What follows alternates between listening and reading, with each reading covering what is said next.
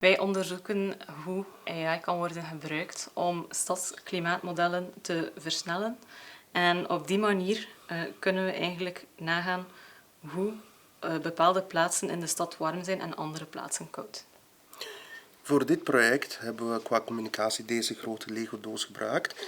Namelijk, we hebben Lego-steden gemaakt, zoals deze hier. En de deelnemers maken deze stad waarin dat er weinig groene ruimtes zijn.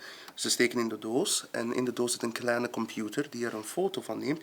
En daaruit krijgen we een temperatuurkaart wat ons toont exact waar in hun stad het warmer is en koeler is. En de bedoeling is om dan hun stad verder af te koelen door toevoeging van meer groen. Ik vind het een zeer mooi project. We waren bijvoorbeeld op een workshop in Molenbeek en daar was een kind een hele mooie stad aan het bouwen, heel mooi ontworpen. En ik zei hem van, je kunt ingenieur worden later.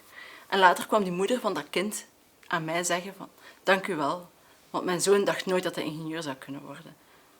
Personally, my favorite anecdote would be during the second year, when we presented to a group of mentally disabled teenagers. And honestly, seeing them understand the workshop and clap in the end, I was hyping them up. They did it perfect. They got the lesson. They were so excited. That made me feel like, okay, we finally achieved what we wanted to do. Hoe gaan we het vieren?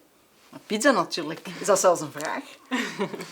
We wensen nog enkele shout-outs te geven aan mensen die hebben gewerkt aan dit project.